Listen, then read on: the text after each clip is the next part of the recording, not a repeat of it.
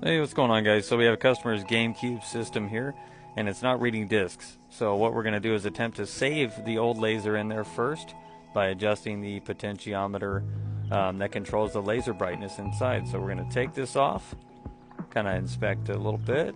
I don't see anything wrong inside. And we're going to undo all these Phillips screws here to reveal the daughterboard. And then we'll check on the multimeter when we read the potentiometer reading. So you can see it right there. That is your pot adjustment. And that's what we're going to be checking with the multimeter to see what readings we are getting.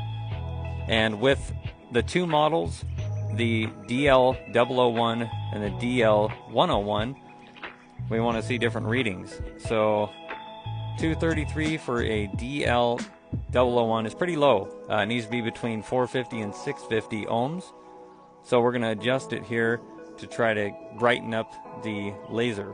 It's just going to send more power to the laser. And hopefully we'll see a disc spin. We'll start with 450. That's pretty good. But the laser does need to function for the disc to spin. It's not always. It's kind of a process of elimination. Is it the spindle motor? Is it the laser causing it not to spin and read? Or is it the daughterboard that could be dead? So we're just going to clean up the laser. I just use Windex and Q-tip, to be honest, and there's also a lens underneath that you want to clean too. So Jeremy McGrath, there's the classic. And we're going to hold this down so it thinks the lid's closed. And I can hear the laser moving, actually, but we're not getting any spin out of the disc. So that's not good, huh? So let's adjust this again. It could just be that the laser's not activating right, and that's why we're not getting any kind of disc spin. But it did sound pretty active to me, but we're going to try it anyway. We're going to do everything we can to save this customer money. One more go. Push that in. Okay. And I can hear it again. The laser is activating inside. I'll show you guys. Watch the laser. See it? Moving, and it's turned on, and we're getting no spin at all. So most likely we're going to have to do a donor situation where I find a dead CPU system, pull the spindle out, and we'll work from there and see if we can get this thing to spin and read. So it's, like I said, it's a process of elimination, and most likely we're going to replace the laser too. I called the customer as a short break there, and he did agree that he would like to go forward with it, and we're just going to replace the laser and the spindle motor to make sure that everything's going to work great. So first we're just going to start by taking everything apart. The daughterboard looks good. You know, I don't see any kind of corrosion or damage or anything. So we're just going to start by trying a brand new laser in the system first and see if maybe it just wasn't activating the spindle. And if it's just a laser, obviously that's going to be, you know, it's going to cost less for the customer. So we're going to do the best we can to save everything.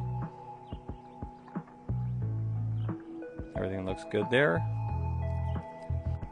Alright, we're just going to check again. We should be seeing anything under 650 ohms as our reading. And we got 639.6, so that's great. We're going to test it again, and if it doesn't work, we're going to have to replace the spindle, and a lot of the times you have to replace the daughterboard too. Here we go. And we get no spin again, but the laser is activating. I can hear it. So we do have a bad spindle or a bad daughterboard, and they are soldered together. So we're just going to replace them all at once. We'll leave the worm gear motor in there. See that? Yeah, it connects to the laser, and that's what makes it drive back and forth. So we're going to keep that, and we're just going to set this in there, get a new one. So let's solder these bad boys in. This is for the worm gear drive for the laser. You have to straighten these out a little bit too. I'm kind of working at a weird angle, but you'll see I straighten them out, I promise.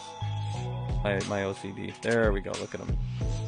And this daughterboard and spindle are from a DL 101 system. They all work together, but you do need to have a lower potentiometer reading between 150 and 250. So we're just a little over 200. We're going to leave it there and just test it and see what happens. It should be fine. All right, here is the moment of truth. Jeremy McGrath, don't let us down.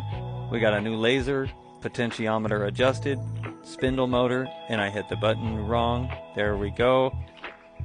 Yes, we've got spin, and it's still going. What are we gonna get here? Hell yeah, look at that. So we have another system repaired. Happy holidays to all you guys. Thanks for watching, and I'll catch you later.